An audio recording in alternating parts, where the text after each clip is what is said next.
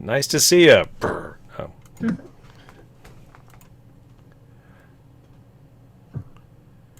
All right, people should start. Welcome in, everybody. Great. As soon as we get everybody in, we'll get started. Welcome to the, what are we calling it? Alternative migrant trail? No, virtual migrant trail? Alternative migrant trail. Alternative. Yeah.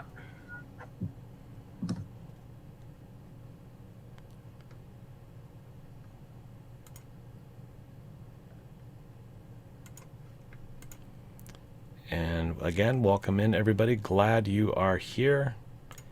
And as soon as we get everybody in here, we'll get started. People are still coming in a little bit.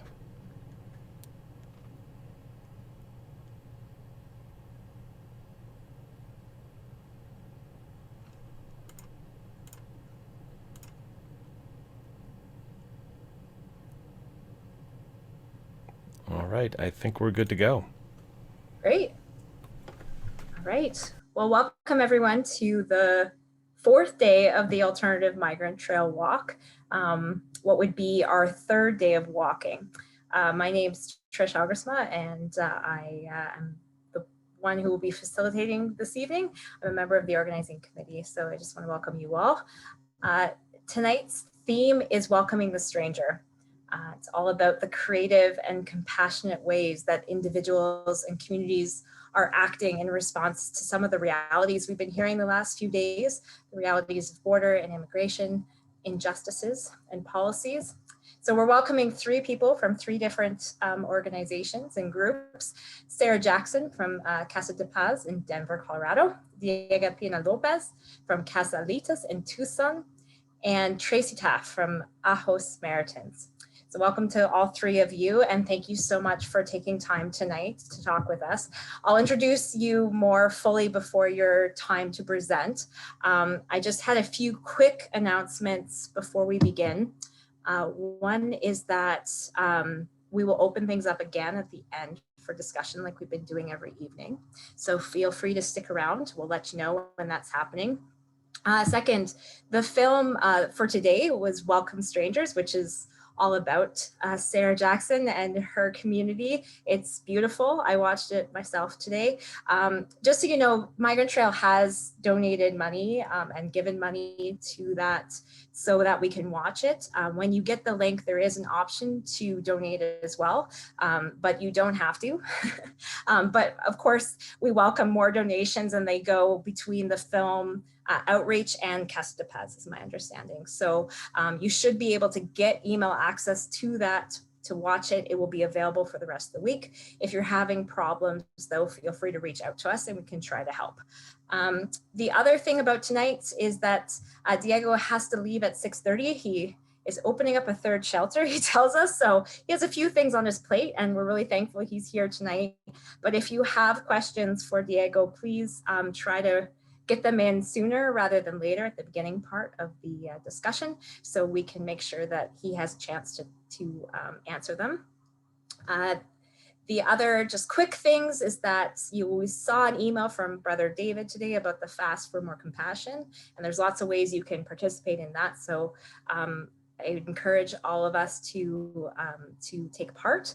And then finally, just to mention, it's in our participant packet, but it's quite a big document. So I just wanted to throw it out there that we have social media, and we encourage people to talk about what they're hearing and communicate.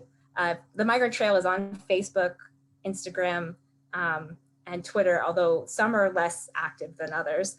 So if you want to know some of the hashtags or some ideas, I think that's on page 26 in the packet. There's a note from the media team. And finally, I wanted to start off tonight by reading the vision statement from the Migrant Trail. And I'm going to be reading in English. I'm sorry, I'm Canadian, so I do not speak any Spanish. So the vision statement of the Migrant Trail. The precarious reality of our borderlands calls us to walk. We are a spiritually diverse, multicultural group who walk together on a journey of peace to remember people, friends, and family who have died, others who have crossed, and people who continue to come. We bear witness to the tragedy of death and of the inhumanity in our midst. Lastly, we make this sacred journey as a community, in defiance of the borders that attempt to divide us, committed to working together for the human dignity of all people. So our first panelist today is Sarah Jackson. And when Sarah first visited the US-Mexico border in 2012, it changed the course of her life. She spent time with people who'd been deported, listened to their stories, and learned about their reasons for migrating and the dangers they faced. She also witnessed families being separated. Her own family is super close, the kind of tight-knit family that looks forward to every minute together. They also believe in treating others compassionately. So when Sarah saw families being torn apart, she couldn't look away. She returned to Colorado, but there was no going back to normal. Back home, Sarah took stock of her resources, a one-bedroom apartment, a love for volleyball, and a belief that families belong together. It wasn't much, but it was enough. She opened Casa de Paz and started Volleyball International, a volleyball league that donates 100% of its profits to pay for operating expenses of the hospitality home. She's been hosting and helping to reunite families ever since. Welcome, Sarah. We're happy to have you tonight. Thank you so much, Trish, and thanks for the invite to allow me to share a little bit about the way that we are welcoming immigrants here in Denver, Colorado. Trish, just be sure, because I want to make sure that Diego has time. How much time are you wanting me to share for? About 15 minutes, if that's okay, yeah. Yeah, that's great. In my mind, I'm going to say 5 minutes, and then that'll actually be 15 because I get so excited about what we're doing here in Denver, and I could just go on and on. But I am actually, this is one of the highlights of my week, because I walked on the Migrant Trail 11 years ago. And it was on that experience where I really felt like starting this hospitality home for asylum seekers released from detention in Denver was what I was supposed to do. So had it not been for the Migrant Trail, who knows if we would even have this home that has been full of guests for the past 9 years that we've been open. But I want to share a few things with y'all. And so I'm going to share my screen so that you can follow along with me here. And I just want to make it abundantly clear that I have never been directly impacted by immigrant detention. And I know thousands of people who have been locked in these detention centers along the border and then shuffled around the country. But personally, I've never been detained in a detention center. I don't know the fear of what it means to cross borders to save your life or to save the life of your children. And so what I want to do is I want to start off by a few words from an asylum seeker directly to you, so that we can hear directly from the people who are impacted. So this is a story of an asylum seeking woman, and these are her words. She wrote these and wanted us to share them with as many people as we could. The escape.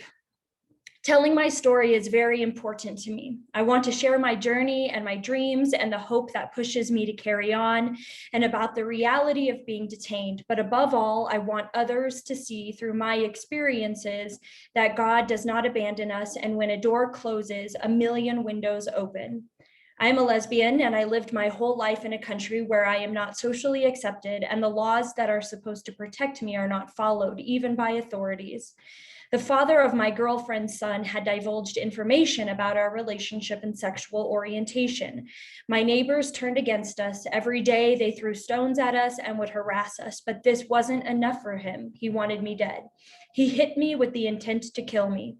I barely survived, and at that instant that I decided I'd have to leave my life in Honduras to live in peace. The journey. It took us 1 month to reach Texas, and the trip was horrible. We almost died from asphyxiation. They extorted us in Mexico, and the worst part is that at the end, they separated us, my girlfriend, her son, and me. On the way to Villahermosa, we almost died from asphyxiation in the truck that transported us. The moment they closed the doors of the truck, all of the air became heavy and we couldn't breathe. My girlfriend has asthma and suffered a strong attack. We almost lost her. Later, when we arrived at Villahermosa, some gang members kidnapped the three of us and threatened to rape and kill me and my girlfriend if our families didn't give them money. We had nothing to eat and were very scared. The separation. When we arrived at the Border Patrol detained us. The officials told us they were going to separate us because they had never seen a case of two women who were a couple with a young child. And I could only think about the little boy screaming my name, feeling scared because they took me far away, handcuffed in front of him. I remember that while he was crying, I told him, "My love, don't cry. I'm only going off to do a few things and I'll be back." And he told me that he was scared. For weeks, I had no news about them. It wasn't until the last week of February that I received a call from my girlfriend, whom they had let go with her son. He only cried and asked where I was. He said he was scared. The incarceration. We can't have friends because they accuse us of being girlfriends and they scold us. One time they followed me to the bathroom, watching me the whole time. When the guards walk by me, they point at me and laugh. I got sick and they haven't provided me with proper care. At first, it was a mild pain in my chest, although sometimes I couldn't breathe. The days passed and the pain became stronger until one day I couldn't breathe. I have been praying at night for the pain to go away. I always feel sharp pains in my chest. This pain is caused by stress, my incarceration, and the anguish. The future. The thing that keeps me alive for the future is the solidarity with and support from friends that are here with me, especially those friends who are gay and understand the situations that I've experienced. I just want a normal life without abuse or fear. I want to be who I am and be with my family. And Trish mentioned earlier that my family is the most important thing in my life. Even today, I had a wonderful girls' day with my 4-year-old niece, Gabby, and we just enjoyed spending time together. So when I think about families like this family here seeking asylum and voluntarily turning themselves in at the border and then being separated, I can't pretend that I don't know that this is happening, and this is happening on a daily basis. And so I am a person who does her best to follow the words of Jesus, and Jesus tells us to love our neighbors as we love ourselves. And this is never how I would want my family to be loved, or my friends to be loved, or myself to be loved. And so this is a way where I can live out my faith by welcoming the stranger and by providing just a soft landing place for folks who are new to arriving in this country. Like I mentioned earlier, I do this partially because of the Migrant Trail, where I found my sign. I asked God to give me a sign. I felt like she gave me one in the middle of that desert. And this is a picture of the cross that I carried with me. Carlos is his first name of the gentleman who actually perished making that trek from Mexico to the United States. And so I know that for many of us, we are remembering people who did not survive these trips. And we have the opportunity to create a country where folks like Carlos, right, they're not dying in the desert. They're finding a place of welcome when they come to the United States. But unfortunately, as y'all all know, that's not typically how we treat asylum seekers who are coming to the United States. And they are detained at the border and then transferred. One of the places they could be transferred to is here in Aurora. Aurora is a neighboring city of Denver. And we have a for-profit immigrant detention center run by GEO here. This detention center has a capacity to detain 1,500 people at once. And these are both asylum seekers who have just been transferred from the border, along with undocumented individuals who have been detained by ICE and put into these detention centers where they're held indefinitely until they have their day in court. Alex, who's one of our friends who's detained, tells us that there's nothing more dehumanizing than the absence of human companionship. And so what we do here at the CASA is we try to restore that human dignity by just acknowledging that the folks that we're meeting who are both in that detention center and have been released from that detention center, that we recognize their humanity and that they are worthy of all of the good things, just like we all are. One of the ways that we show hospitality in a really weird way is through this van. So this is what we call Casa on Wheels. This is not Casa de Paz. This is not our house of peace. We actually have a home, but we have a little mini home, our Casa on Wheels. We have this van parked outside of the gates of that immigrant detention center Monday through Friday. So when immigrants are released from the detention center, we've got a volunteer who's waiting in the van and ready to welcome them and greet them. Now you might be wondering, like, okay, what a random like van, and doesn't it look kind of, I mean, it really actually does, and we're kind of working on a design to wrap the van. It kind of looks like a van from ICE. That was not intentional. It was the only van in the Denver area when we received this grant to purchase it, but we're going to paint it to make it a lot more approachable. But inside the van is what I wanted to show y'all. So hopefully this video plays, but this is what we've done to our Casa on Wheels. We've converted it to be this soft landing place. It's got benches in there, as you can see. We have wood floors. We've got that little sink there. We have a table where we welcome people. We can sit down. We can see what is it that you might need. Do you need a phone so you can call your family and let them know that you've been released? Oh, here, wait, I have to pause because I want to show you this. This is pretty cool to me. But we actually have running water in our van so that we can wash our hands. The van, actually, that water is not to drink. We have bottled water, but it's, I think, like, this is actually a response to the COVID, and we wanted to be able to provide hospitality immediately upon release. And so we wanted to make sure we had a hand washing station in our van. And then, so we are there actually when immigrants are released from the detention center. You can see here, a group of, not every day did this many immigrants get released at once. Today, unfortunately, nobody got released. Yesterday, I think one person got released. Last week, one of the days, 3 people got released. So it just kind of varies day by day, but we are there no matter what to be able to welcome them. And then we go from Casa on Wheels to our home, which is about 15 minutes away, where we provide meals. So these are homemade meals, as y'all know, but maybe you don't, but inside the detention center, the foods are just atrocious. It's not healthy, nothing tastes good, and you eat the same food over and over again. So we've got volunteers that make meals. We provide overnight shelter in case someone needs to spend the night. But we also are able to purchase same-day bus and plane tickets so that immigrants that are released from the detention center can get home to their families or their friends or their sponsors on the same day that they're released if there's a ticket available. And then obviously this picture was taken pre-COVID because nobody's wearing masks. And there are a lot of people, well, I guess there are a lot of people still at the airport now and things are opening up again, but you can, we have our volunteers that accompany folks through the airport to their gate so that we know that they have arrived safely on their flight. And I know that I'm almost out of time here, but I want to end with this photo that we can see the difference between what hospitality can look like or what closing down our borders can look like. So the woman on the left is and I'm going to actually just double check on her name here to make sure that I am giving her. Okay, so Martha is on the right and Claudia is on the left. I'll just read this. I posted this. This was a few years ago, June. Oh, actually, tomorrow it'll be the 3-year anniversary of this. This week, I spent a lot of time thinking about 2 different immigrant women coming to the United States for life. The first young woman was Claudia, 19 years old, from Guatemala.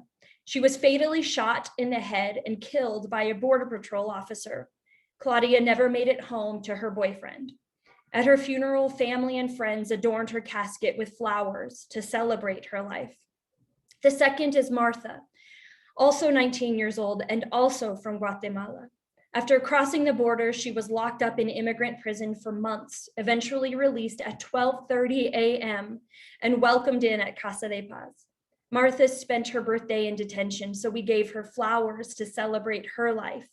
Her story ended differently than Claudia's because she was able to get home to the warm embrace of her boyfriend. Each day we are given opportunities to decide what kind of country we want to be known for. The choice is ours to make. Do we want to be remembered as people who need to buy flowers to commemorate Claudia at her funeral? Or do we want to be remembered as people who get to buy flowers to celebrate Martha's birthday? The choices we make today will mean life or death for another young Guatemalan woman tomorrow. So I'll end with that, and just the reminder that we have that choice, and we are all invited to participate in the gift of showing hospitality. And we have opportunities for people all over the world, literally. We have remote volunteer opportunities. We also have a pen pal program. So if you're curious to learn more about us, you can check us out on our website. So I'm done now. Thank you so much, Sarah. In our group discussion today, we are talking about how do we reimagine a border that is just? And a few of the people in our group were talking about a comment made by Isabel last night about radical hospitality being what we want our country, well, the US to be, and also Canada. And so I think you've really shared what that can look like. So thank you for all your work and your words today. Our next speaker is Diego Piana Lopez from Casalitas. He has been with the Welcome Center at Casalitas, a shelter for asylum seekers in Tucson, for 4 years. Diego has worked his way up in the program, which has served over 30,000 migrants. He's a second-year PhD student in public health, hoping to contribute to Recent Immigrants National Health Resource Network. In 2019, Diego received the National Association of Social Work Arizona Region Emerging Leader of the Year Award, and is currently on the NASW Arizona Board and co-chairing for Refugee Councils USA on the Asylum Task Force. Welcome, Diego. Thank you so much for having me, Trish, and a pleasure to be here with everyone. I reflect a little bit on the craziness, as Trish mentioned right now, that we're looking at opening another shelter, and how this is something we've been hoping to see, these changes for the policy for asylum seekers, for migrants that have been coming to our border, and the challenges that they have seen not only under the Trump administration, but prior administrations. And to hope that we can do that, of welcoming the stranger and inviting the community of Tucson and really, across the United States and internationally, on how can we do better for asylum. So thank you all. And I will open my slideshow. Wish me luck on this part, because we know how this goes sometimes. But community response and action for asylum seekers. And I want to first point that Casalitas, we've been around since 2014. And this picture here shows, I believe, 14 different countries that we've received people from, and nationality birds, countries' flags, and some symbols that are recognizable from these many regions. But from the very moment, I think, before somebody comes into your door, how do you work towards making it feel hospitable, right? And then recognizing the uniqueness of each person that comes through your door is so important. From my background in social work, it's that idea of people first language, identifying the person before identifying the issues that they're coming from is so important. So the background there. And then, one thing I want to mention is nothing that we have been able to ever do at Casalitas, is I know several of the volunteers are here right now, has not been done, is all due to volunteers and the community effort here in Tucson and across the nation. And here's a picture from right before the pandemic. So 2019, wishing everyone happy holidays. And here on the side, very simplistic view of the asylum process, where we see people coming to us day in and day out. And then here I want, not going to look at the objectives, but this is the situation that we were seeing under MPP, Migration Protection Protocol, for many of the families waiting in Mexico, who were under MPP, and also the experiences for many under Title 42 being sent back to Mexico. And as I was mentioning before, Casalitas started back in 2014, mainly working with families who are presenting themselves at the ports of entry. families who surrendered themselves to CBP or Border Patrol and who were often taken into custody where photos were taken and the credible fear interviews would occur, mainly looking at race, religion, nationality, and political affiliation. And these pictures here to the top, to the left, you can see where people would be often waiting. And I know Tracy, who's also speaking here, and other groups have done such a phenomenal job working with people while they're waiting and giving them water, providing them as a poncho in Nogales, Sonora, medical services and so forth while they're waiting. But then when they go into the immigration, they're oftentimes given these crackers and these burritos. And we've had many of times guests bringing these in. And we made it a point whenever people leave and we give snack bags as they're going across the country, going to sponsors, that this is not the food that we give to them, and kind of recognizing and attempting to give a higher quality expectation from ourselves on the services we provide. So Casalitas started back in 2014, as I mentioned, serving guests. We were in a 5-bedroom house. And when I first started and I often like to share this story, the first couple of weeks, a woman was dropped off who had a C-section back in Mexico, and she had her medications taken away and she had an infection. And here I was, 27 years old, my field placement for my master's in social works, Googling what a C-section was and trying to find medical providers to provide her additional medical services. And I think I kind of blacked out for a second and found myself at Walmart trying to buy a compression band for her. And I realized how hideous the system is someone, a woman in that situation, not having her medication taken away, having no one really explaining to her rights in the country. And here I was, one of the people there to help her.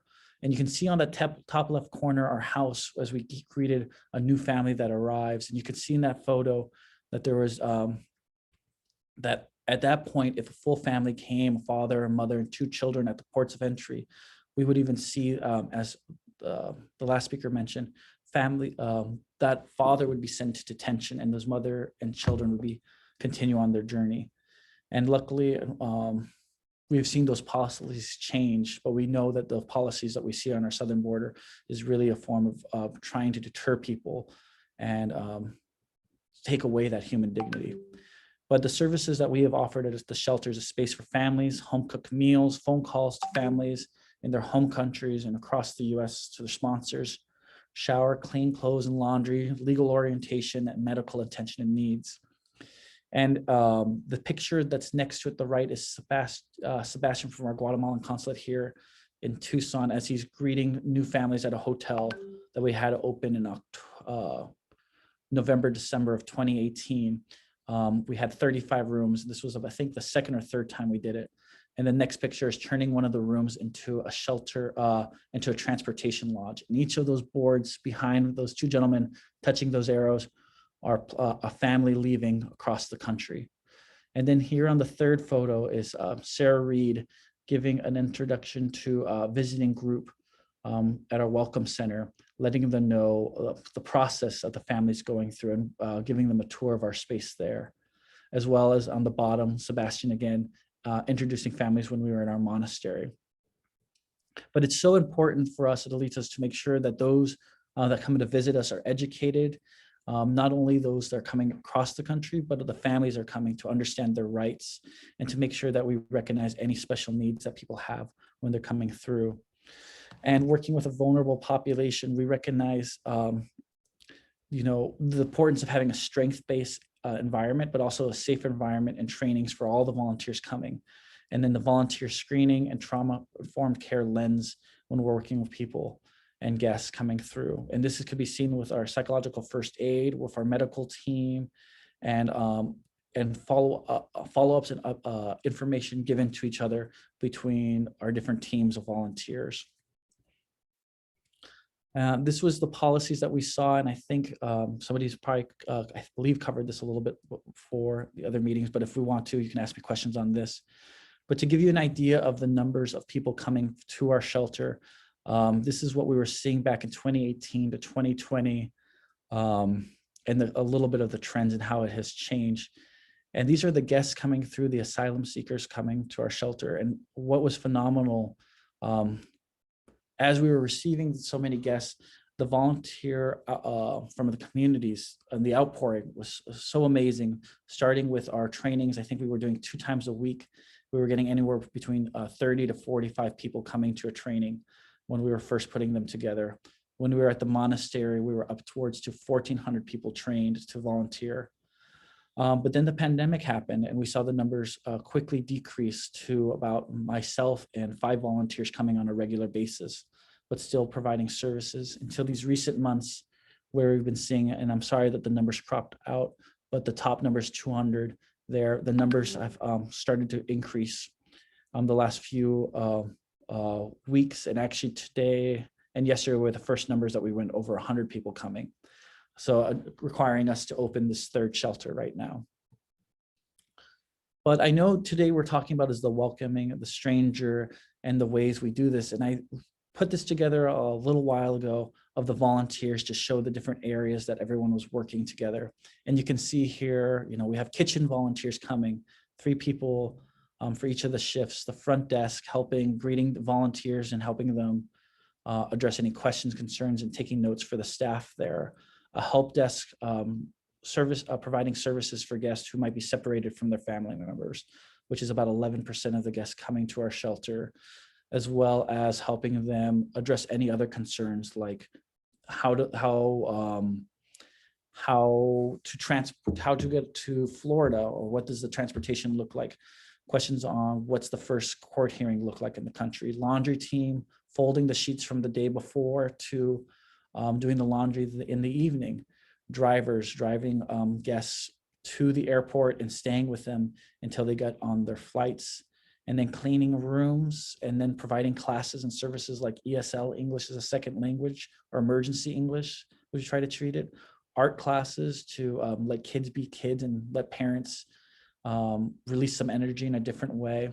And then floating to recognize that there's always needs to help with departures, new arrivals, food, cleaning the space and organizing, medical services, psychological, overnight, and then the general arrivals. But this is just to give you an idea of all the different work that's going on in the shelter there. And some of the things that we've been currently doing is working on advocacy. We've been really fortunate enough and frustrating at times to have many people from DHS, higher ups in DHS, come to us and talk to us about what we're seeing and ways that we think things could improve, as well as working with other groups.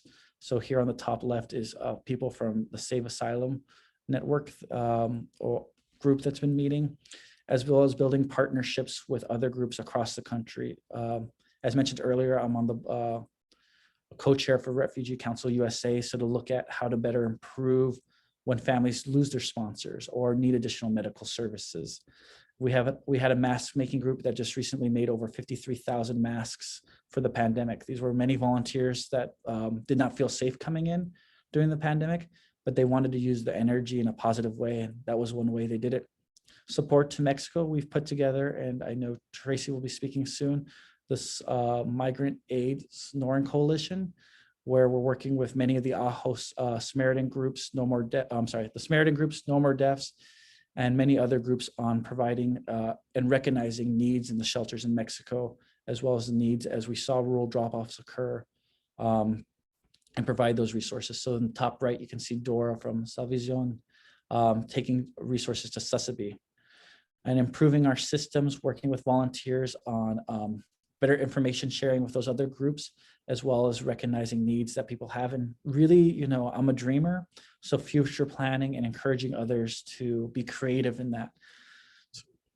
And some of the partnerships we also have is, FERP, working with them, with the people coming through the Nogales Port of Entry. Team Tucson together, Margot has been phenomenal, and many from her team coming in and doing Know Your Right. The ACLU on talking about what will happen or what it will look like with Title 42 and so forth. And then we have Find Hello on providing resources when families get to sponsors and helping them understand where they can find legal help, services, housing, education, and so forth. We also have been working with the University of Arizona and ASU School of Social Work I'm developing a course called Milagro, for the health sciences would work together, students from each college, to see where we can improve resources and services at Casalitas.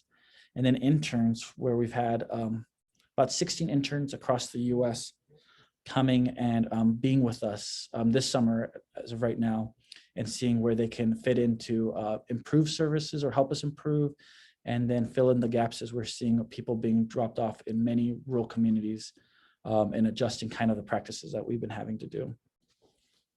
And this was actually just recently done. And I was talking to the volunteer, Mick, about this, is when I was a high school teacher, and that's when I was at Casalitas, I first was teaching high school and then coming after work, and first my internship and then volunteering.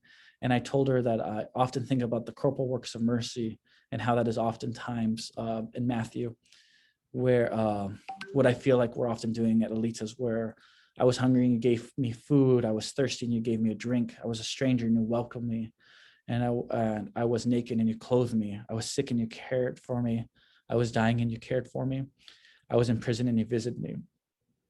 I'm sorry. But I often think about how the volunteers and staff in our community at large takes up these roles of making sure that person's needs are met and recognized and valued. In just general ways, I always encourage people to volunteer. There are many ways to volunteer, as well as support with donations and so forth. And here is a way to volunteer. But thank you all so much for having me. There we go. Thank you so much, Diego, sharing this community, but like the teamwork that is behind all of this. It's amazing. And I really loved a place that restores human dignity. So thank you for providing us a window into that. Our last but not least speaker tonight is Tracy Taft from the Aho Samaritans.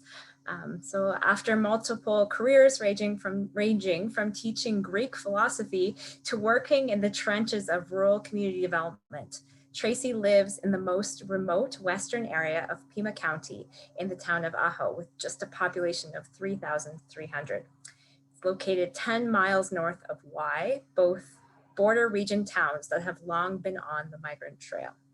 She volunteers with the Aho Samaritans and with Shelters for Hope in Sonoita, Mexico, and this spring was part of the Aho community's effort to welcome migrants released there daily by Border Patrol and to assist them in getting to shelters in Tucson or Phoenix, where others could help them complete their journeys. Welcome, Tracy. Thank you. Can you hear me? Yeah. Yes, we can.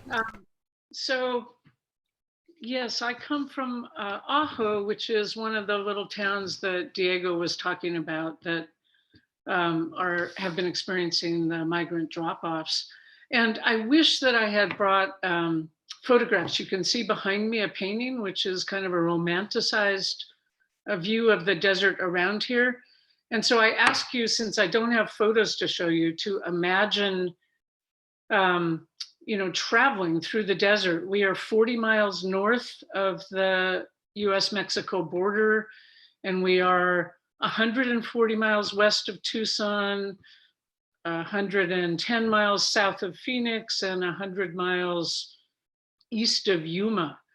So if you can imagine that, we are surrounded by millions of acres of desert, nothing but desert. There's a tiny town south of here named Y with about 100 people. And this desert is dry, it's hot, it's rugged, it's cold in the winter, it's cold at night and hot during the day.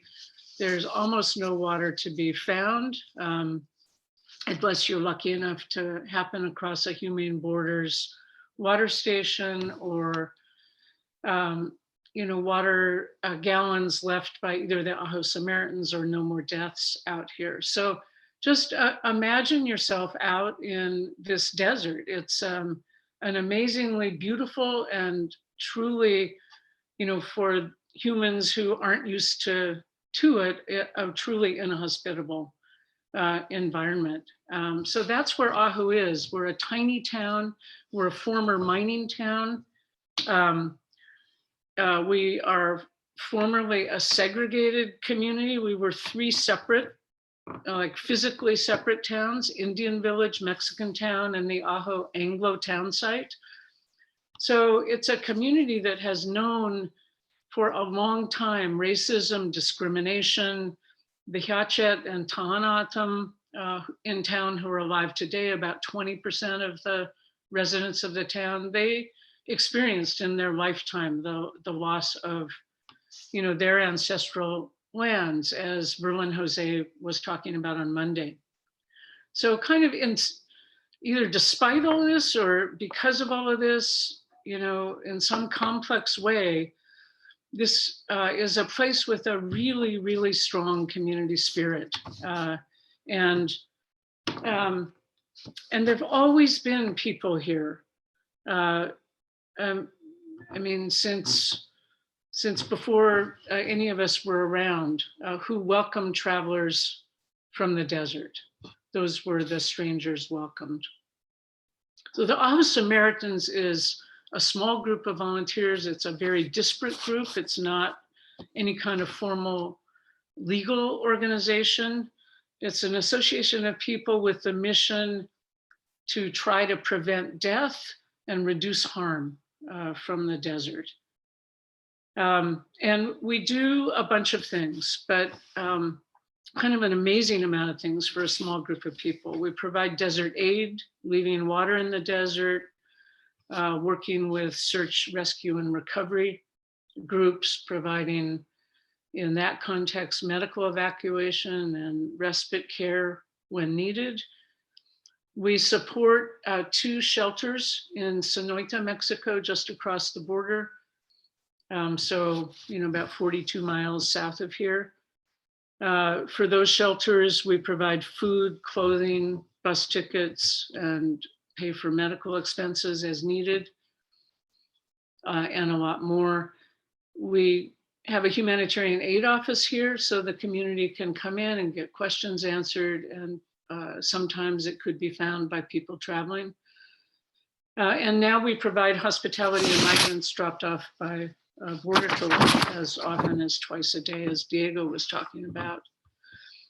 So today, we are kind of intensively focused in 2 areas, the Aho Samaritans, on people coming into the United States in 2 different ways.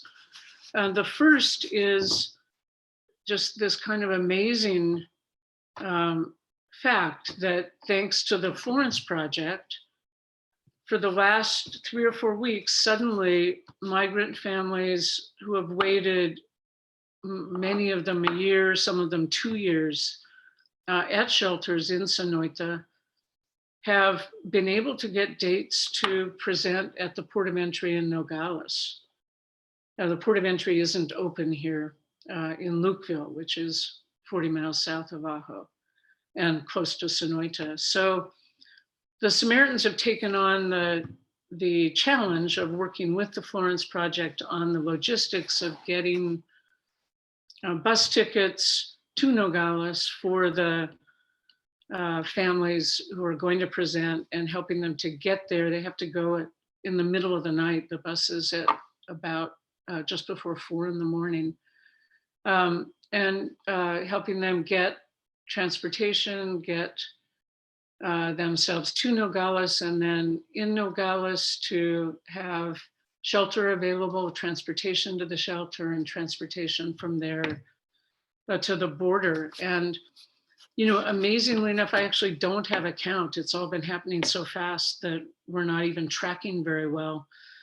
We'll have to go back and count, but I think that as many, at least 40 people, including lots of little children, have been able to cross first over to Nogales and then present at the border and cross into the United States to journey to where their family or sponsors are. They're like incredibly excited. They're really afraid. It's a tricky trip from Sonoita to Nogales. They have to go through a government checkpoint in Mexico. Some of them, don't have the right documents in Mexico. The Florence Project has just been incredible in working on all of that. And the Ajo Samaritans have kind of risen to the challenge of the communication back and forth between, the families. And we've been really working to know more of a network in Sonoita, so that residents of Sonoita are stepping up and helping this whole process to happen, which is really exciting. And then the other intensive focus right now is what Diego was talking about, that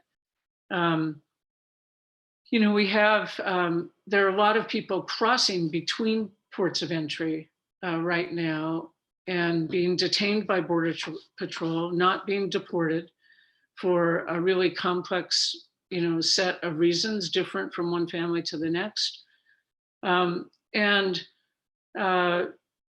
Border Patrol either choosing or having to drop them in rural communities instead of transporting them to Tucson or Phoenix or some reasonable, place close to a shelter and other resources. So, we had 4 weeks of really intensive drop-offs here in Ajo. We had more than 500 people in that really about 3.5 week period. They were dropped off twice a day. And, the town of Gila Bend, 40 miles north of Ajo, was also a destination for drop-off. And their mayor went on Fox TV and complained bitterly. And, ultimately the migrants were so poorly treated and the town got so angry and angered by its public officials that what happened is that all those drop-offs stopped and everybody came to Ajo instead. So we worked closely with Diego, and the Ajo community just beautifully stepped up and refused to be angry and unwelcoming. We didn't take the choice that Gila Bend did. And so we have a local nonprofit that's really strong, the International Sonoran Desert Alliance. They coordinated with Border Patrol and with Pima County officials. They provided extra bus transportation. Pima County did. Diego sent buses when he could. Beth Strano from IRC sent them from Phoenix. And we had to do COVID testing. So retired nurses in town stepped up and helped with COVID testing. Some volunteers who weren't medical at all did and learned. Our local health clinic did training. Diego sent people out to do training. And 80 some people, at least maybe 100, stepped up in Ajo to cook food. The freezers were stocked with not those prepackaged burritos, but homemade foods, breakfast foods, and then afternoon foods. And supplies were sent by the Red Cross and by Diego and by 100 Angels up in Phoenix. It was really just so incredibly heartening and energizing. We Ajo Samaritans organized the hospitality, and we had lots of people step up in Ajo who are fluent Spanish speakers and could do the welcoming. We had others of us who don't speak Spanish who could, help with the literal hospitality part, the food and hygiene bags and so forth, and others who had a little Spanish could help with the data, so that we got information so that Diego and his team could start figuring out transportation to the cities where their sponsors were before they actually got to Tucson. So all of that was happening. It was just incredibly intense, and people arrived really exhausted. They'd been in detention for a few days. They were afraid and not knowing what was happening, but also thrilled to be on this side of the border. Lots more could be said about who these folks were and why they, were being released and so on and not being deported. But maybe we can do that in the questions. I just wanted to pause for a couple of minutes at the end. I think I'm about out of time. And, reflect. I was hearing it in what Diego was saying, and, also in what Sarah was saying, that, the focus of this panel has been on welcoming the stranger. And I think it is so important that we keep nourishing our capacity to see otherness, and to yes, welcome and embrace the strangers, but also to be deeply aware that we haven't had the experience that they're going through, that we don't really know, the depths of it. We don't understand the journey. In fact, that word journey is a romanticization, of what they've been going through, that for most of us, these aren't life choices that we've ever had to make or ever will make or will have to make. And, mainly we have to not get used to this. We've gotten used to so much of what's been being talked about the last couple of days. We're used to going through these Border Patrol checkpoints, around, you can't get in or out of Ajo without going through a checkpoint. And when you're going north from Ajo, there's a checkpoint, 30 miles north of Ajo. So that's like 70 miles north of the border. We've been going through militarized checkpoints.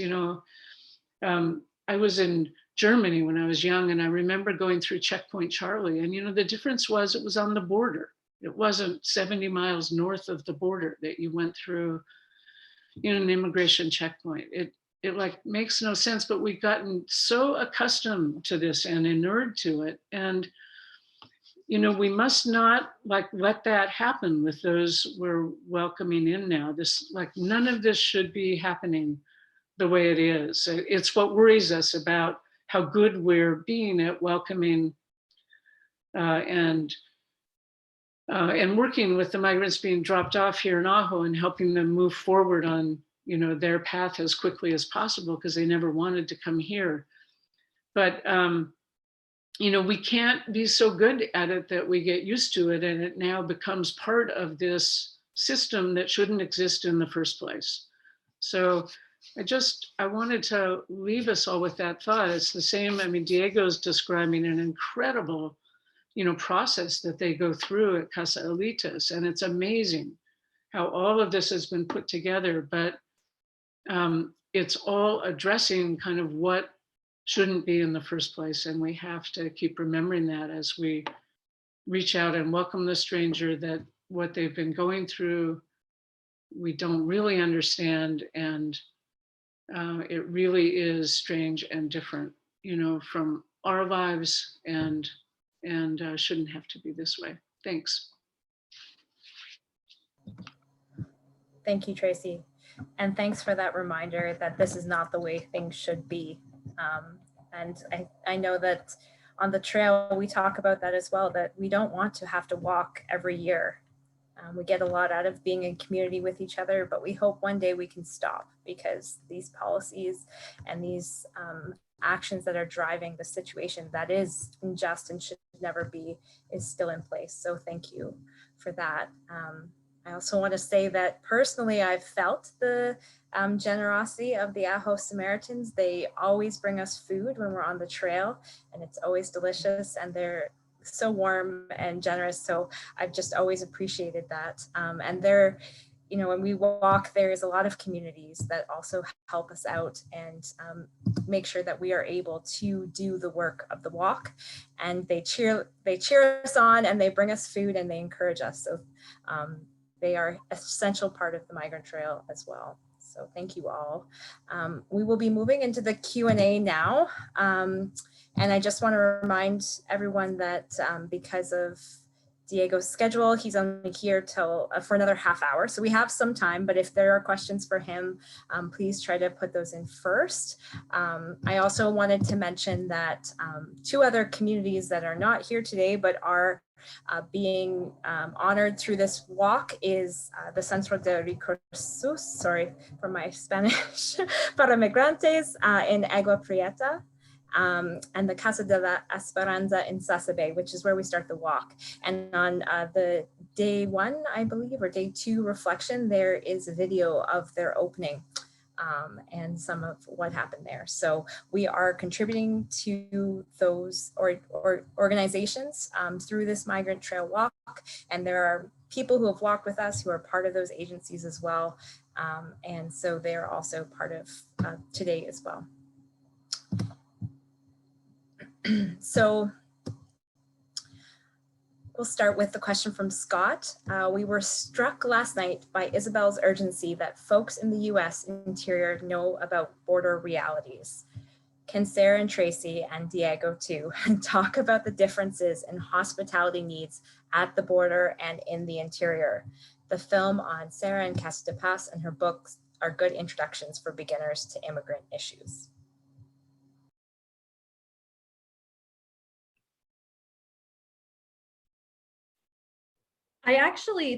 Diego, you go. Gosh, I was hoping you would go, Sarah, actually first. Sorry. No, I mean, I'll go for it. I mean, I think the hospitality looks very different depending on where you are in the country. I'll give you an idea that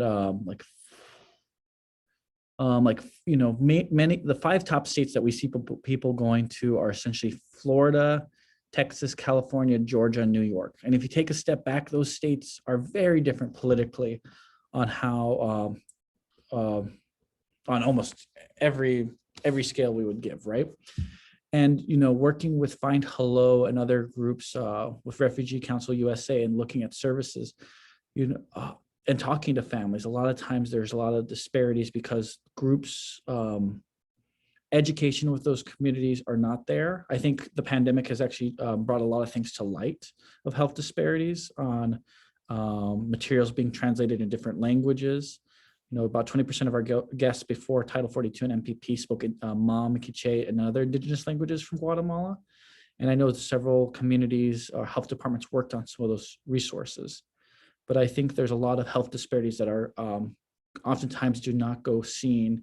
And it takes a level of commitment from organizations like Casalitas, in my opinion, and other groups to do follow up and see how families are doing, especially those that are in more need of attention for medical providers or legal services and so forth, to check back in and see how they're doing. Because some of the areas that they're going to, just the legal services just don't exist there. The medical services just don't exist there. So I think it's something that requires due diligence. And I oftentimes hope that we could do more. But sometimes, there's a need for us all to work together, for sure. I know Tracy's unmuted, so. Well, yeah, what I see, of course, is border on both sides. I mean, Ajo is so close to the border. So, the needs in Mexico in the shelters are really basic. It's food, clothing, shelter, some medical attention, and then, of course, help understanding the asylum process for families, or geographical orientation if people are planning to cross on their own. So you have that spectrum of needs. And if you look at the migrants who were dropped off in Ajo, we expected a really similar spectrum of needs. But I think, as Diego could tell you, just this first wave of drops, it was people who were better off financially, more middle class, from countries that had protected status, or Cuba with special relations, and not 100%, but most of the people didn't have the acute needs that we would have expected.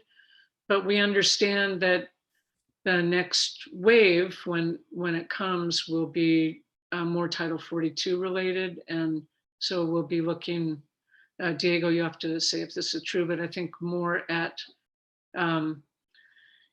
at people who've crossed and been in the desert a time and are in more need of medical care and food and clothing and so forth.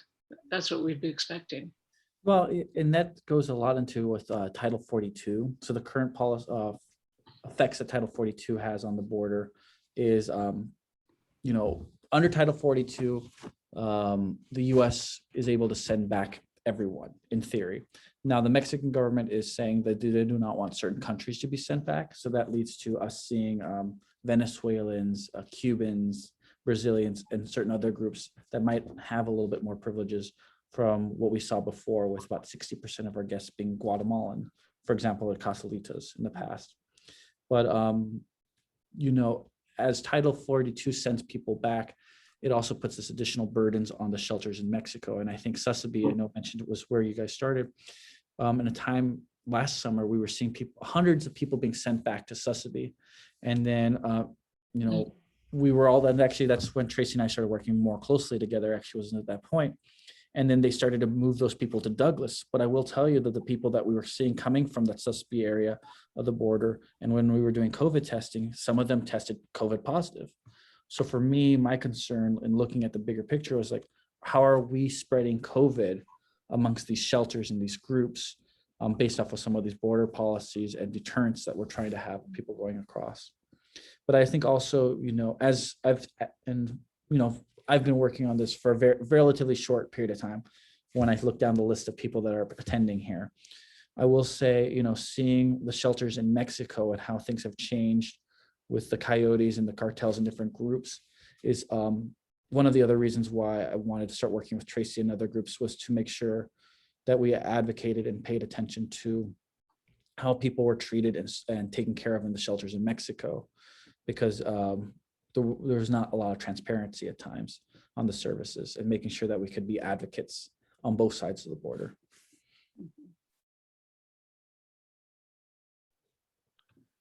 Appreciated hearing some of the similarities and differences. And I think that, like you said, Diego, each community has its specific, things that work or things that don't work for it, or things that are needed or things that aren't needed. But when I was thinking, my first reaction to the question was how more similar the need is than different across, and that's only because of my first experience at the border. I went to the Migrant Resource Center that you mentioned, Trish, and I had taken a trip from Denver down to Douglas, Arizona, where this Migrant Resource Center was set up. And it was pretty small. It probably was just a couple, maybe twice as big as my bedroom. And there were just basic things in there. I remember there was a wall with coats, because a lot of the folks this was on the, this was in Agua Prieta. So this was on the Mexico side of the border. And this was a center where immigrants who had just recently been deported could come for basic needs. And so they had clothing. They had this like old coffee maker that made lots of coffee all day at all hours of the day, morning, afternoon, evening, night. They had a phone. Phone was one of the most important things that people wanted right away so they could call their family. And then they had some burritos. And I think through in my mind, and I'm like, oh my gosh, we have all of those things at the casa. And it sounds to me like, Tracy, you were talking about burritos too. And Diego's talking about phones, right? So it's like these basic things that it's really, I say this a lot of the time, but it's really not rocket science, right? It's being present with people and spending time and listening. And then for me, my motivation is to treat other people the way that I would want to be treated. But I think what's beautiful about this is we've shown that all different kinds of communities can pull this off, right? Small groups, large groups, medium-sized groups, groups of people with who come from a faith background, groups of people who come from no faith background. And there are hundreds of these detention centers. I'm thinking through the lens of hospitality for immigrants being released from detention. There are hundreds of these across the country. And there are only a handful of hospitality homes that are working to address those needs. And so I always say this, and I'm never joking. If anyone is interested in starting one of these homes, I'm very happy to tell you what not to do, because I probably made all those mistakes. But I'm very eager to have a conversation, talk about what that might look like. And we're actually in phase 2 of our hospitality. In a couple of weeks, we're opening up a new program called Las Casitas, which means the little homes. And this will be an invitation for community members to open up their individual homes for 1 or 2 nights as immigrants released from detention transition to their final destination across the United States. So that is even, in my mind, a more replicatable model, right? Instead of one person living in a home and hosting all these folks, you've got all these homes that are open to host folks and to be invited into that experience. So yeah, there are differences and there are a lot of similarities. Mhm. Thank you. Go ahead, Tracy. Oh, that's really nice, Sarah. We're actually kind of in a similar situation here, as Diego knows, just looking at when you have the family who comes, who is able to present and come across and be released, but where the sponsor doesn't really have housing. So we're looking now at the possibility of providing housing for a few months until work permits are obtained, because Ajo is a really good, safe community and a friendly place for people to be. So yeah, maybe we'll be calling you. Please do.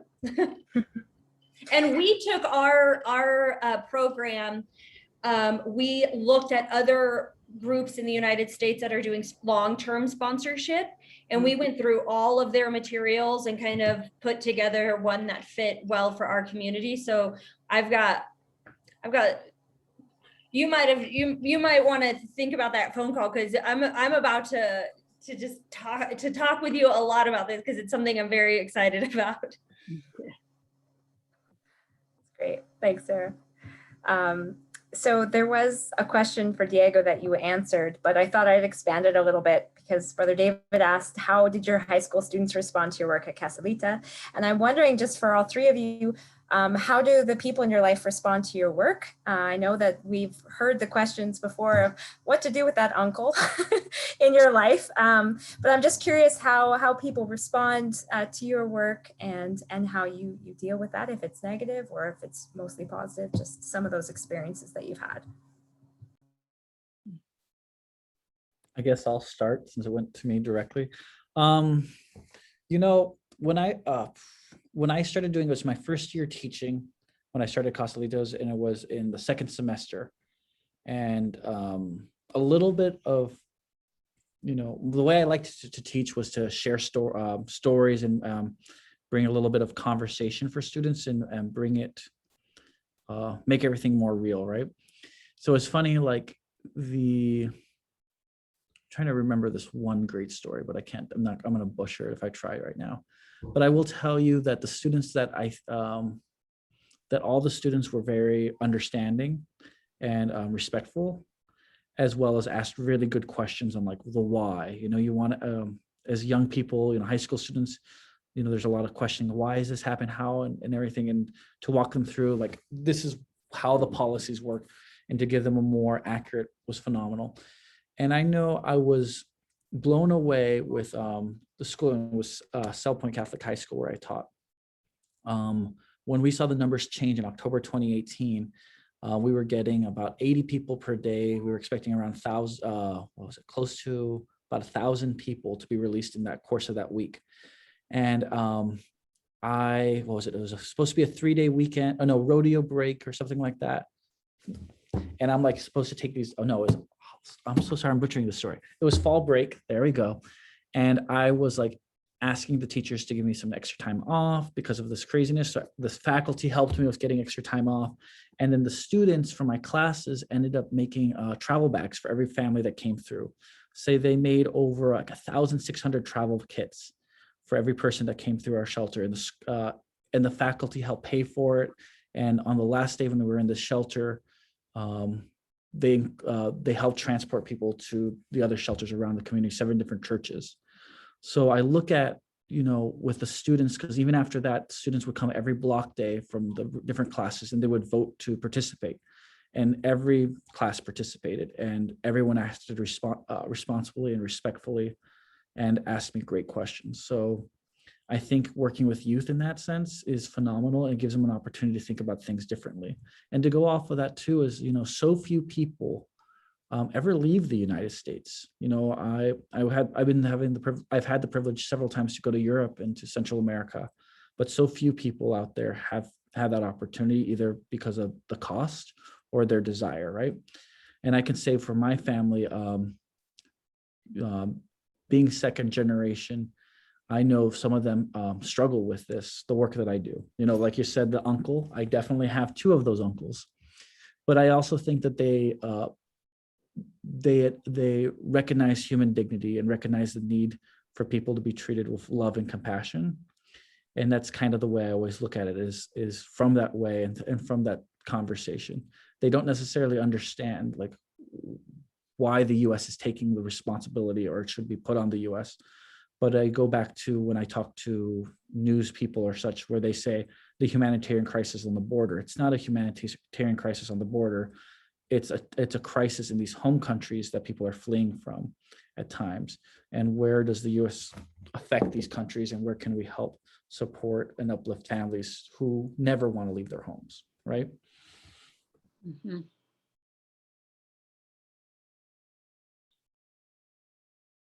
Thank you, Diego. That's beautifully said. I've been very lucky to have a very supportive family and group of friends. Yeah, I remember when I came back from the border and I told my parents what I wanted to do. They were very supportive and proud of me and wanted to encourage me in whatever way possible.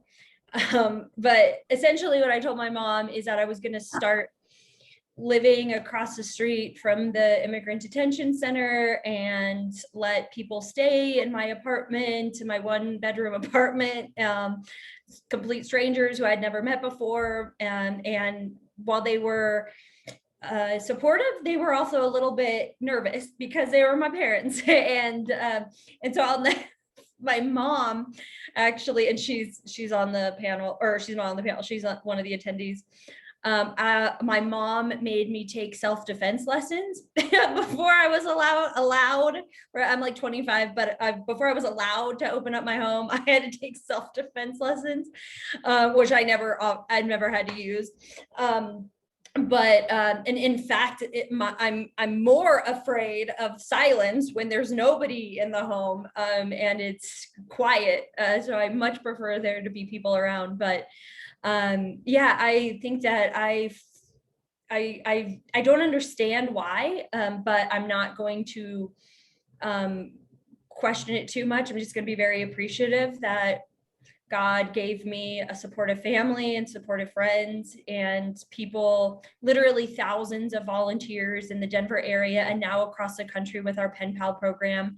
And obviously there are people that don't like what I'm doing and talk a lot of things, and they're normally, any kind of threat that I get is typically done on the internet or on a voicemail that's left anonymously. But I think at the end of the day, right, this specific example here in Denver, Colorado, is that immigrants are legally being released from these immigrant detention centers. Instead of contributing to the homeless population growing in our community, here's our response. And we're not taking taxpayer dollars to make this happen. And it's hard to argue with that. people do, but it's a little bit harder when you say this is a community-led and driven effort to do this, and they're getting released whether you like it or not. So yeah.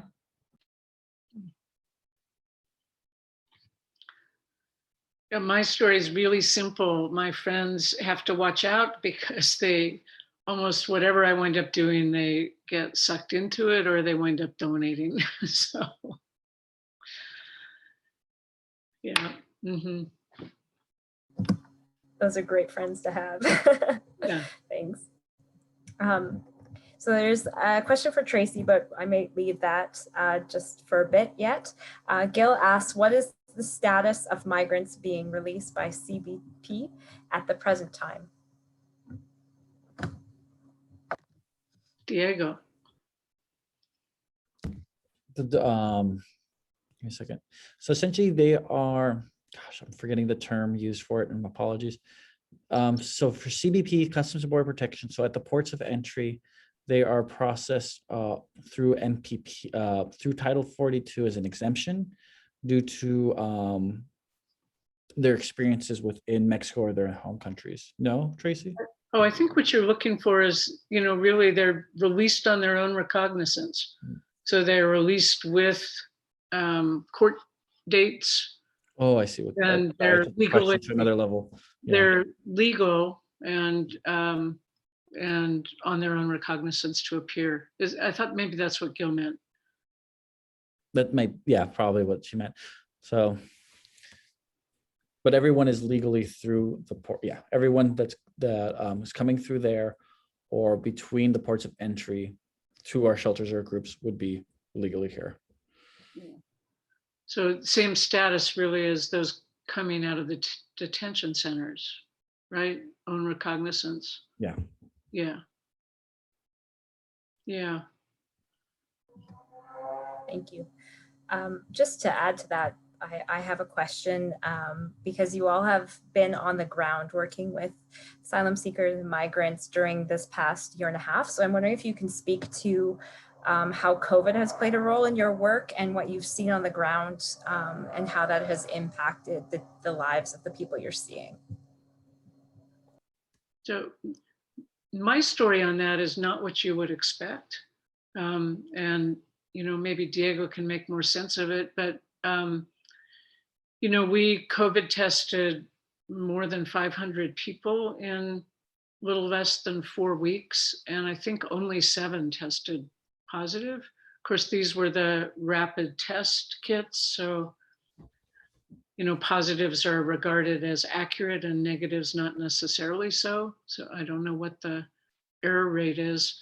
And then on the other side of the border, we really, the Ajo Samaritans really worried about how COVID was going to race through the shelters, because talk about congregate living. I mean, people are in even more tightly than they are in homeless shelters on this side of the border. So, really, really vulnerable to COVID just racing through. And we saw no major outbreak. I mean, we actually prevented ourselves from going. We put a moratorium on that and started working much more closely with people in Mexico and people who worked on both sides of the border, taking money across for groceries, just because we were afraid we would take COVID down to the shelters in Mexico. But even though now, I mean, they are getting vaccinations now in Sonoita, but only recently has there been much vaccination going on, and neither shelter has had a huge outbreak, at least they're not tested, so you don't know, but there hasn't been acute illness and nobody has died. So go figure. I mean, there are things you can think about it, but we don't really know. But Diego, what do you think? Were more people positive, than we tested?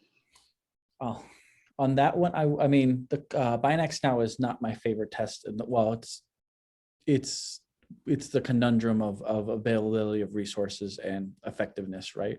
So I don't think it's the best, but comparatively of the 3-day delay for the PCR tests and others, I mean, it made a lot of sense where we're at currently with that. I can go on and on with public health background on my thoughts on those things, but I think to take 2 steps back on the question on the COVID, for me, looking at the shelters in Title 42, when that was implemented, it really felt like one of the last nails in the coffin to really close the border for asylum seekers. You saw safe third country, the metering at the border, MPP, and then Title 42, all non-necessary travel essentially being shut down, and having asylum being the main focus of the Trump administration with that. And then seeing still the opportunity for people to go party it up in Mexico on a beach while people who are fleeing for their lives being stuck there was horrific and felt horrible. So I want to say that first. Then second, I think that it gave me as a person an opportunity to spend more time with families at the shelter. It came in waves initially of volunteers not coming, and then when it became me and like a dozen, it was really heartfelt. The time I got to spend with families is we did not have COVID testing early on, right, in many of our communities, and to be with families and talking and across the room playing games and such, it was just so heartfelt and enjoyable to be there with like about anywhere between 7 to 14 people for like 6 months, just us there. It was I don't know, Sarah, if that was kind of how your life feels like at times, but I loved it. And there was, definitely some tragic things as anything there with that. But I think it also spurred some momentum for our volunteers to make those masks, to build our community in different ways on that, and to work with Tracy and other groups to see what was going on more in the border, and to think about how we can use our energy to talk to other groups across the country to improve services.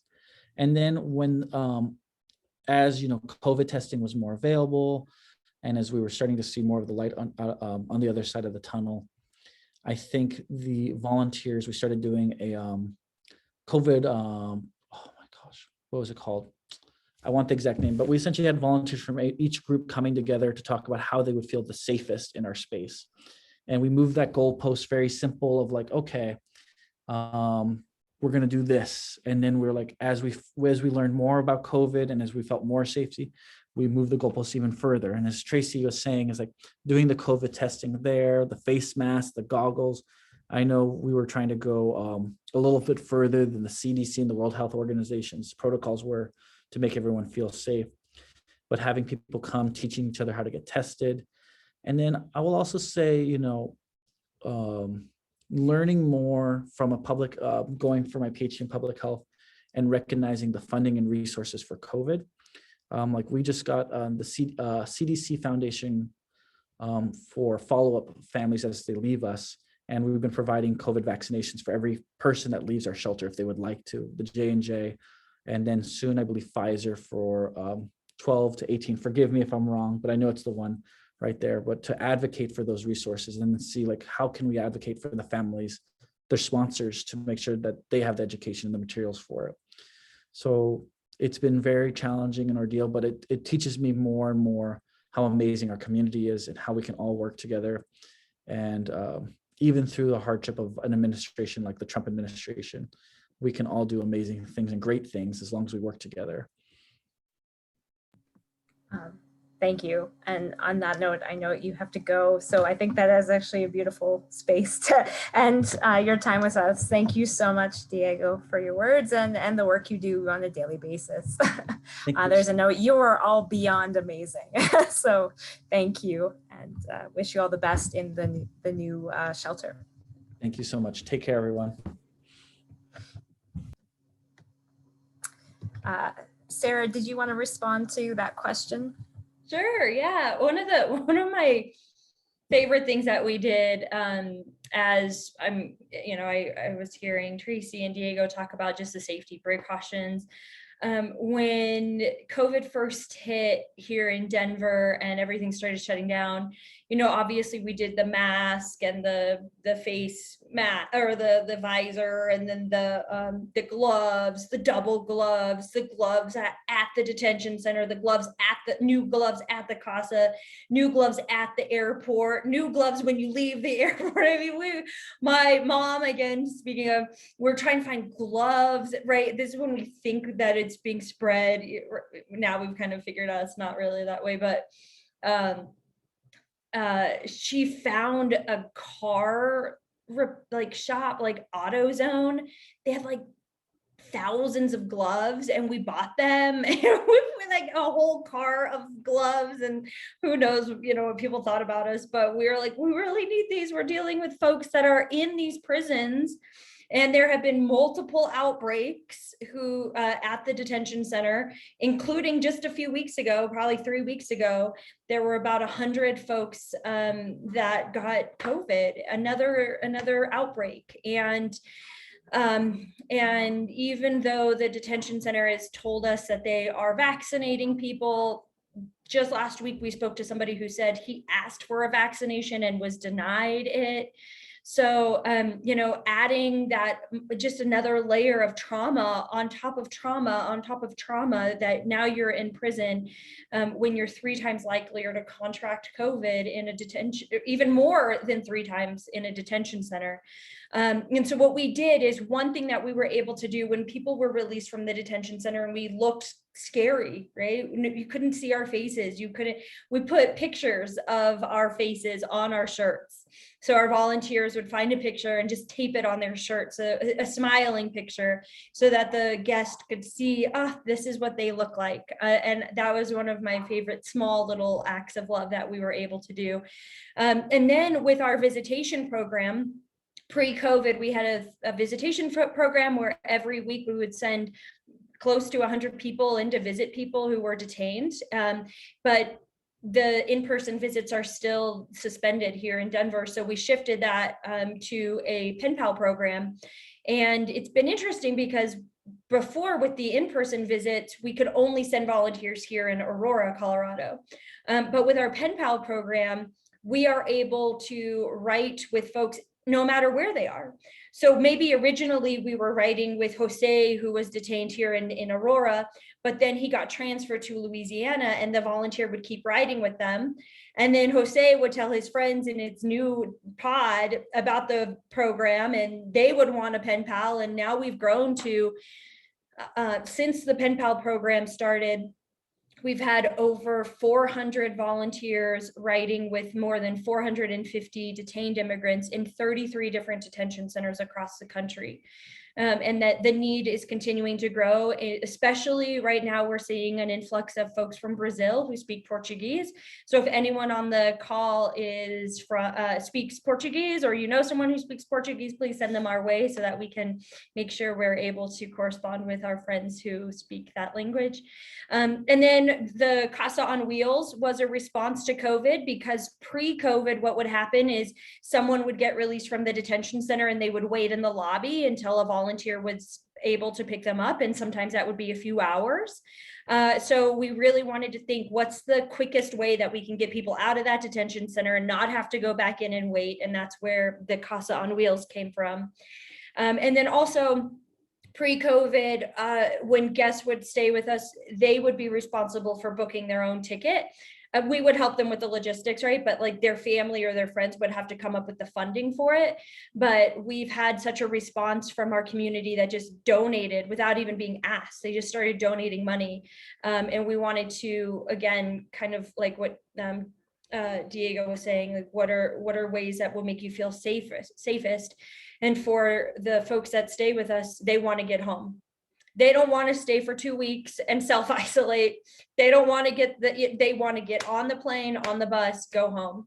And so that's what we do now. We pay for all the plane tickets and all the bus tickets.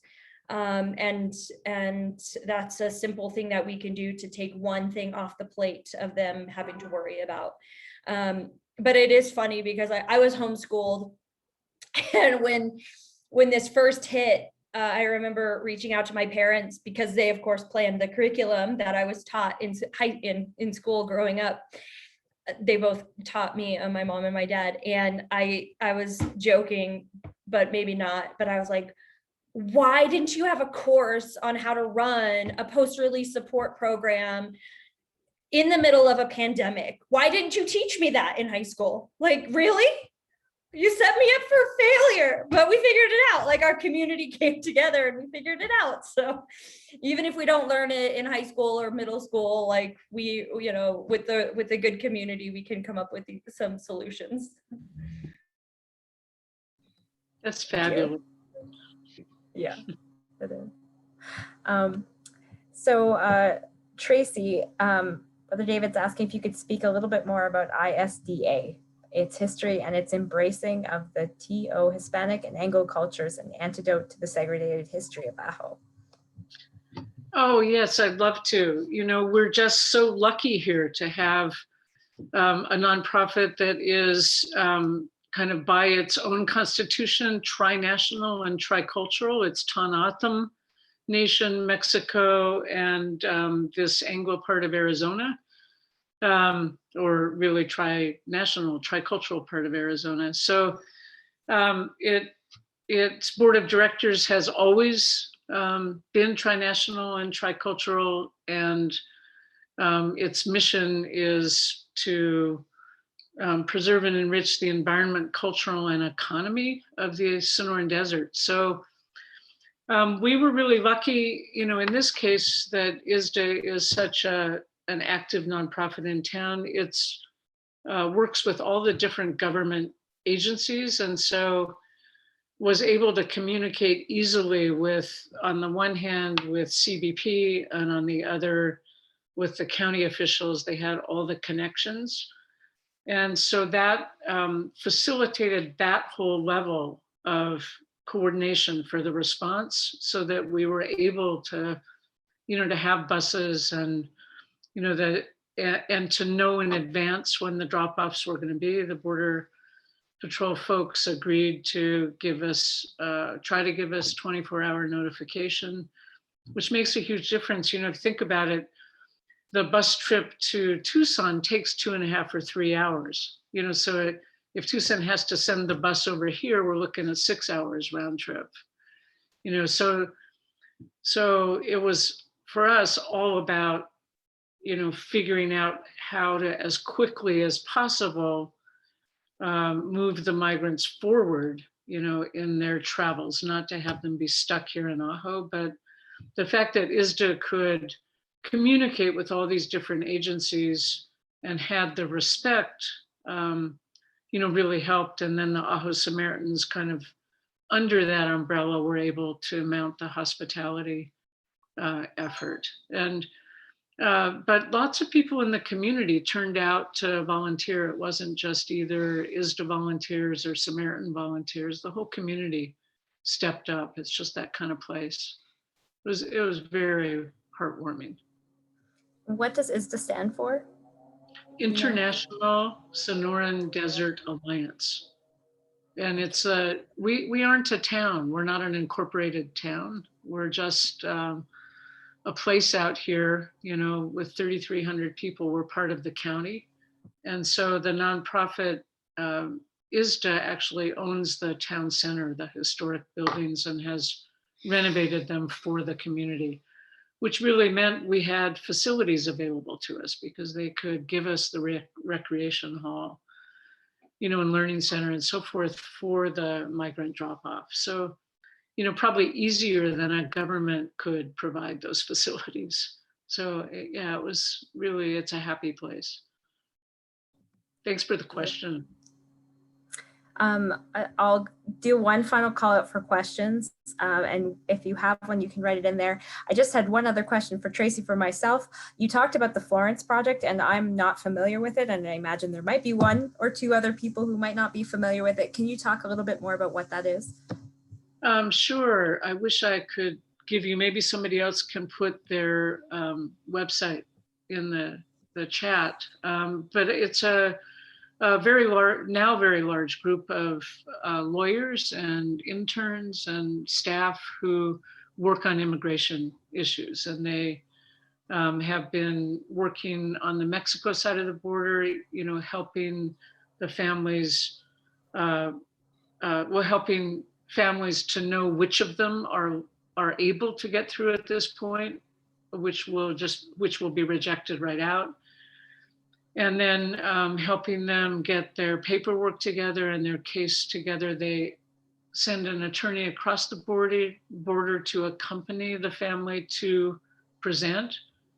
And then those that are able to come across, they can work with them on this side of the border. So they're pretty amazing. They also work with, they're located in Florence and up in the Eloy area because of the detention center up there. They work with the migrants in detention also.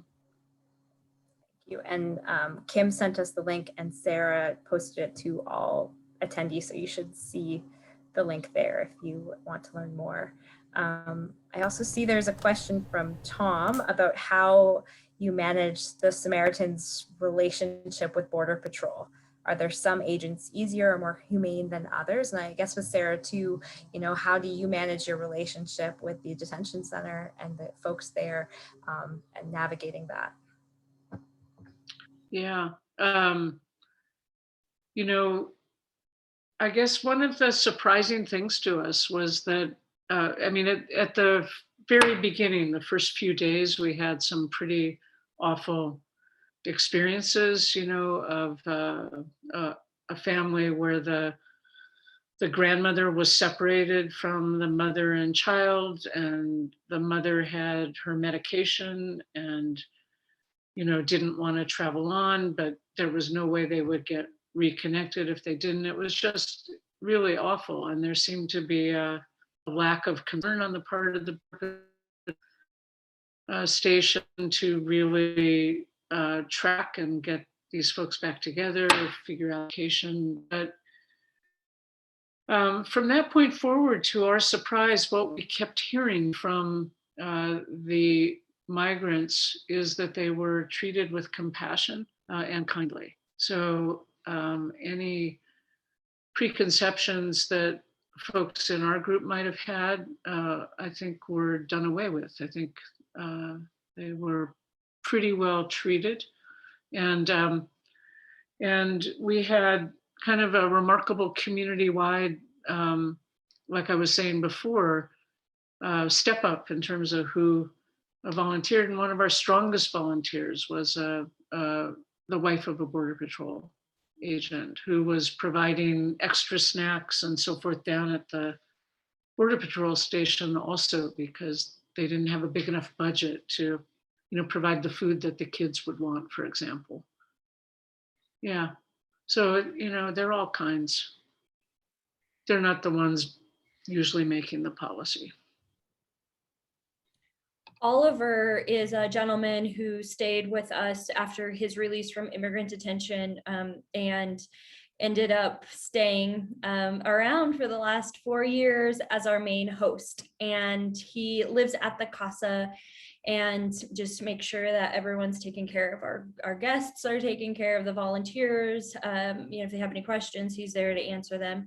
And Oliver says that if you took, because he actually presented himself at the border of Tijuana and Mexico, and then he got transferred to Eloy Detention Center, and then he got transferred to Aurora.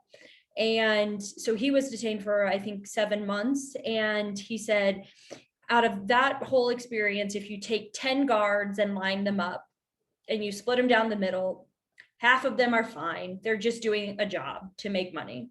And some even go out of their way to make sure that you're okay. And then the other half, he said, are just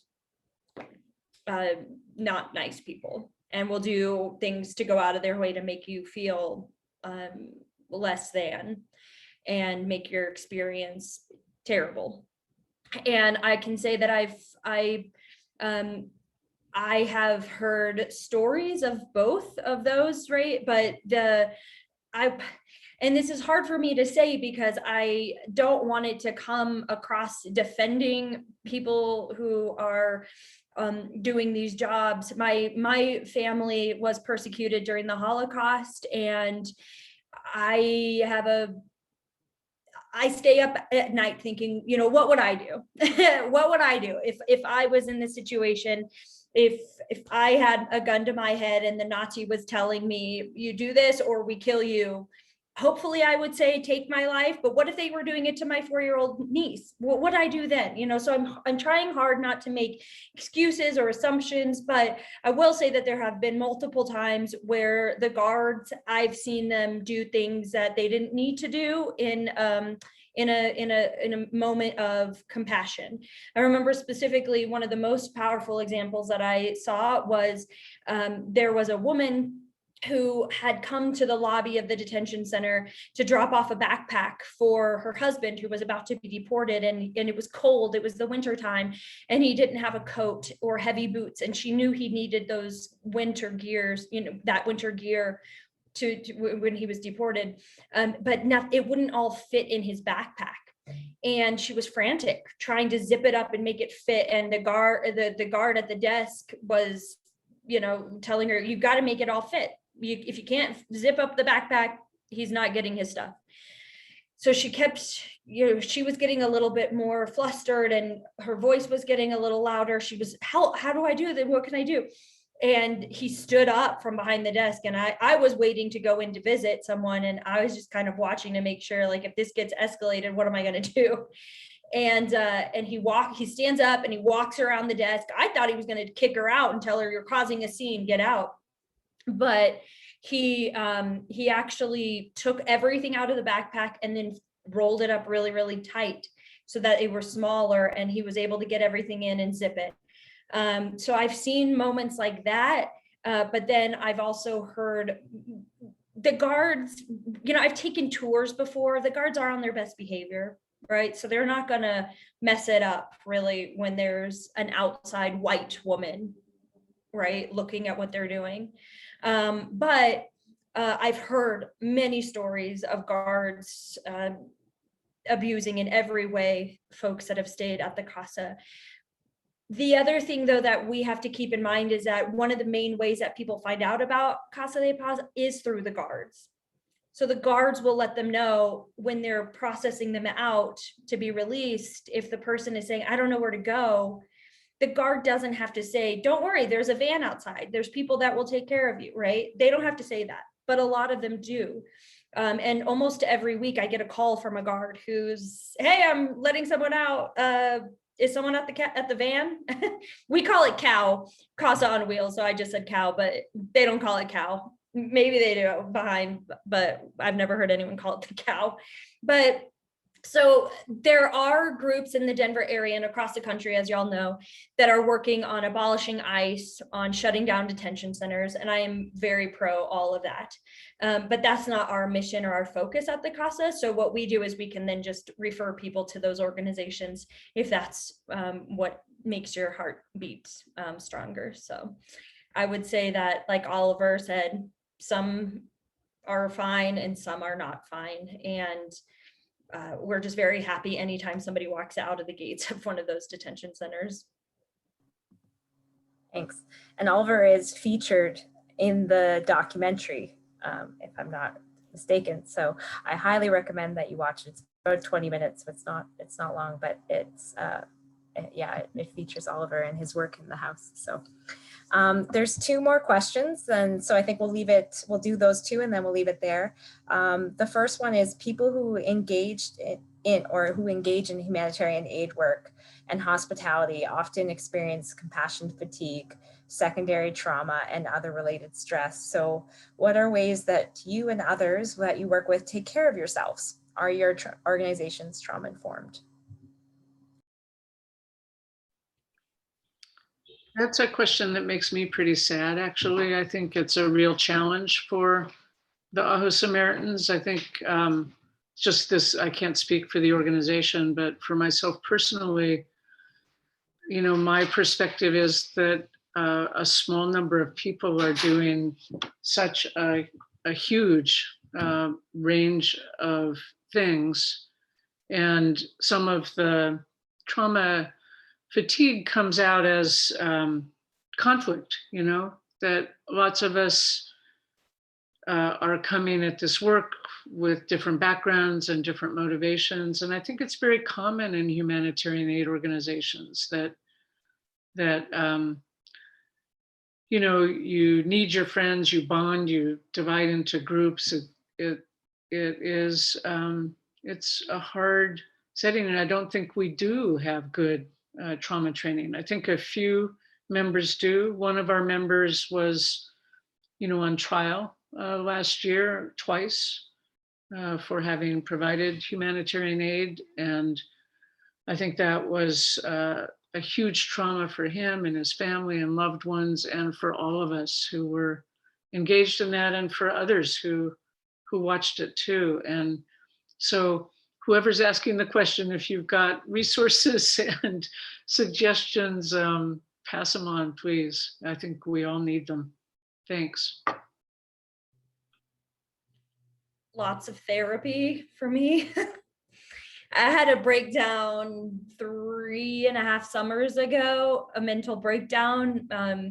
And it was a summer of the zero tolerance policy. And we were seeing a lot of families come through the CASA who didn't even know where their children were. It was extremely traumatic for me. And I broke down, and it scared me. It really scared me. And I also didn't want I don't ever want to get to the point where I'm so tired that I quit, because I think that I'm, that exhaustion is a tactic of the oppressors, right? Like giving up. Like we just make them go until they're tired and they'll quit, and then we can keep oppressing people.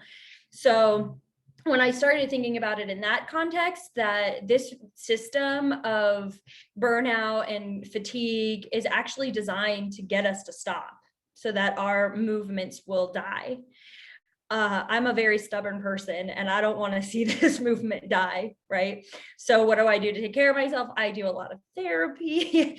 I try to sleep in. I do things that I like to do. I spend time with my family. I'll watch a lot of ridiculous TV, including The Bachelor, 90 Day Fiance, Married at First Sight. I'm like all about the reality TV life.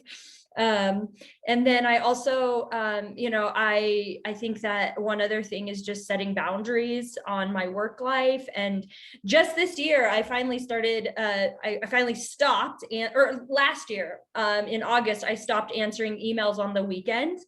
And so but I think that, and then in our volunteer training, to also answer the question about the trauma informed, we do have sections in there about self-care.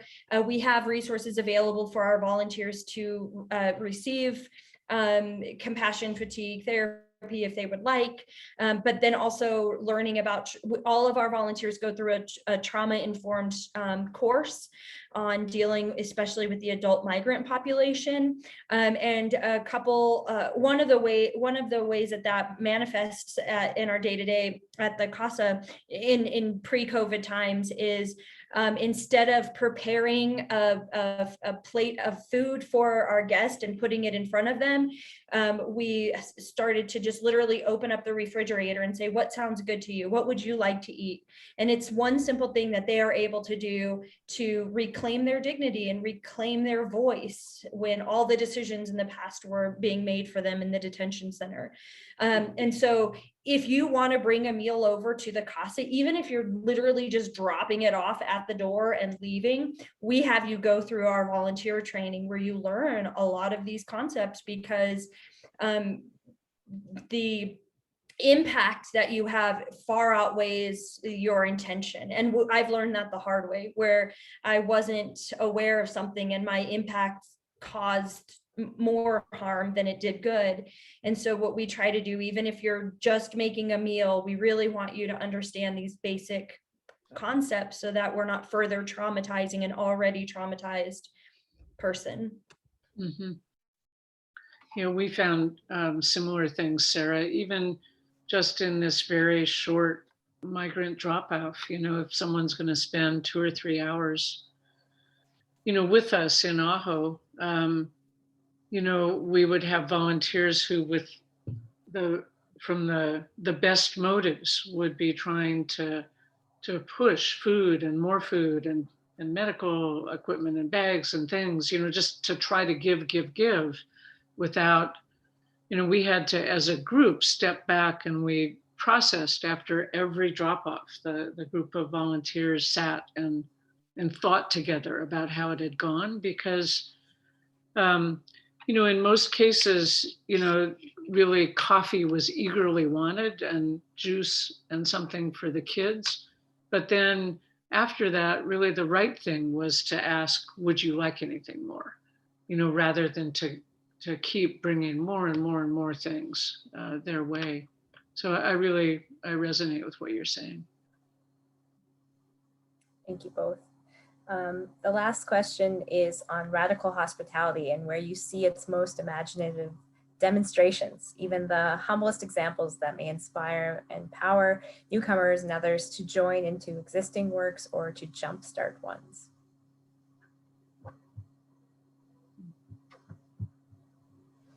I look to Gabby, my 4-year-old niece. She gets it. Like, she's so like, I think that she should run for president. You get, even today, I was telling her, I was sort of introducing the concept, because she was asking me, is that person a boy or a girl? And I said, well, some people they don't feel like they're a boy or a girl. And so we call them they or they. I was doing this whole thing, and she goes, oh, so they're like a little bit boy and a little bit girl. Like, she's like, or however, I can't remember how she said it, but she just like, I think little children, when you talk to them, they say the truth, and they say it with clarity, and they say it with like no barrier. No, they don't think about, well, what is somebody going to think if I say it like this, And so sometimes I talk to Gabby about Casa de Paz and what we do, and just the way that she is able to see it in a way that she hasn't been tainted by the world yet, So I love, at first, speaking with 4 and 5-year-olds really intimidated me when I would go to a church and maybe present or something.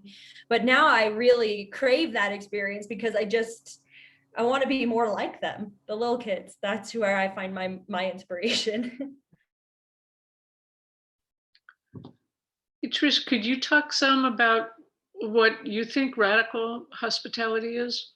I hadn't really heard that term before. I don't know if I can speak to it exactly. It was mentioned yesterday. I guess my own, thoughts around what radical hospitality is it just is hospitality that goes above and beyond. I'm not sure, Sarah, if you have other things to add to that. Yeah, I actually learned this because that term irritated me for the longest time, because people would say, oh, what you're doing is radical hospitality. And I was like, there is nothing radical about this. This is the most like simple, basic stuff, right?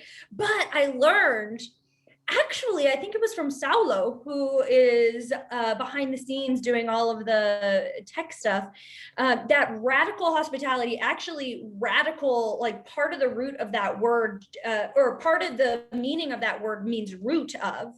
And so the root of hospitality, like what is the root of the hospitality? What is the most basic, right? It's nothing, it's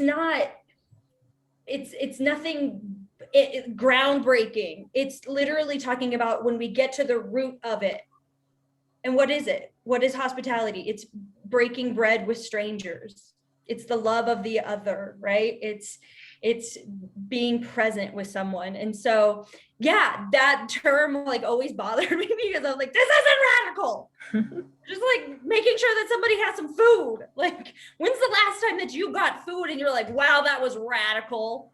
I was hungry and I ate. How radical? Like, no, like it's very basic. But when you think about it, with the meaning of the word radical, it actually means it was with the early church. Like, what is the root of the early church? It was all about hospitality. So anyways, obviously you can, don't ever write me an email and say radical hospitality, because my heart will start to race. Well, maybe not now that I know, but I don't know, for some reason it's still gets me going. Yeah. Thank you. Thanks for clarifying that. So it's radical because it's ordinary in some ways. Yes.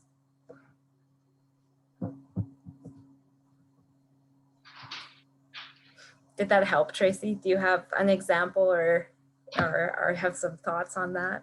What Oh, you've seen? it feels as though what everybody's been talking about, this whole, the whole panel would be examples. I mean, I think people are providing hospitality and, letting the stranger be and be safe and, be on their way, as best we all can. Yeah. So thank you both for leading us with these examples that I'm hearing on the chat and through people that, they're just inspired by your work. And I know that one of the great things about your work is that they can join and help out and volunteer. And I have a feeling if I sat in the room with either of you, I'd probably be volunteering in a few minutes. So thank you for your passion and all of your work and for speaking to us today. Yeah, just thanks for all that you do. And so now we will be opening up into the room and inviting everybody back in, but thank you everyone.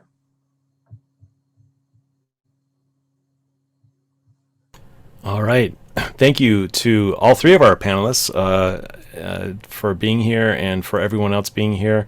We're going to take a moment, and those of us who are kind of working behind the scenes are going to make everyone here. If you'd like to hang out and chat for a little longer and have some further conversation, we're going to make everybody a panelist so you can actually see each other. So we will begin that process, and as you come aboard, we invite you to go into gallery mode so you can see everybody. And yeah, and you'll be able to unmute yourself. We just ask if you're not speaking or wanting to say something. You can also use the chat, of course. If you're not speaking, try to keep your microphone muted so we don't get a whole lot of background noise or other things. So you should be getting a notice here that you're being moved over to panelist. So we invite you to turn on your camera if you are here. Once you become a panelist, so that we can all see each other. There's Phil. Hi, Phil. All right, there we go. Now we're seeing some faces.